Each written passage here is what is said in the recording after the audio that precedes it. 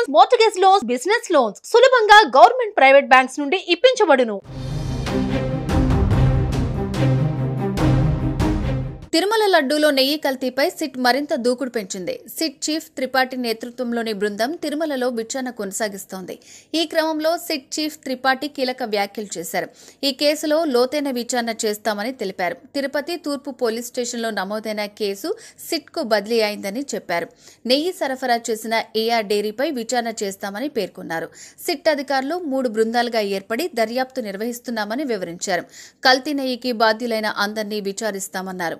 నివేదిక సమర్పించడానికి కాలపరిమితి లేదని తెలిపారు.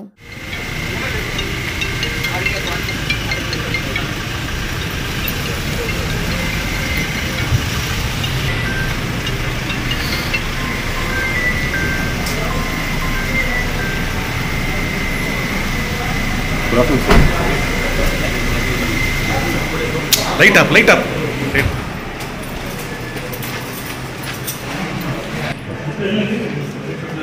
వెళ్ళిపోతాం సార్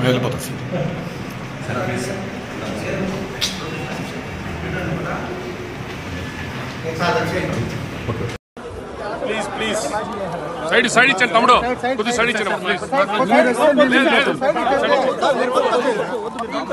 తమ్ముడు, please side please. Tirupati east police స్టేషన్లో రిజిస్టర్ అయిన కేసు నంబర్ 470/24కి ఇన్వెస్టిగేషన్ కోసం సిట్ ఏర్పాటు చేయడం జరిగింది. దాని పరంగా మనం నిన్న ఇక్కడ వచ్చాము. వచ్చినాక మన సిట్ కమిటీతో ఒక మీటింగ్ జరిగింది. మీటింగ్ తర్వాత కేసు డైరీకి మనం తీసుకున్నాను, రిక్విజిషన్ ఇచ్చాము. అండ్ ది సేమ్ టైం మన ఐఓ కూడా అపాయింట్మెంట్ చేశాము. ఫర్దర్ దాంట్లో కేసులో స్టడీ చేస్తూ డిఫరెంట్ టీమ్స్ మనం డిఫరెంట్ ప్లేస్లో కోసం ఇన్వెస్టిగేషన్ కోసం మనం పంపిస్తాము. దానికోసం మన యాక్షన్ ప్లాన్ ఇప్పుడు మనం తయారు చేస్తున్నాను. సార్, ఏ ఆస్పెక్ట్స్ మీద ఈ సిట్ ప్రోబ్ ఉంటుంది? స్పెసిఫిక్ ఆస్పెక్ట్స్ మీరు ఏమైనా బ్రీఫ్ చేయగలరు?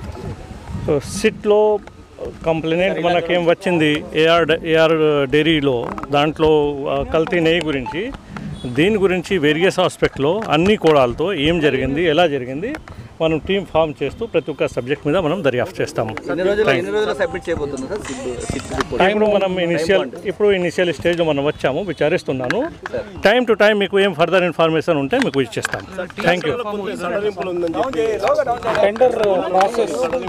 నేను చెప్పాను కదా, అన్ని కోణాల మీద మనం చేస్తాము, మాట్లాడతాము. ఓకే.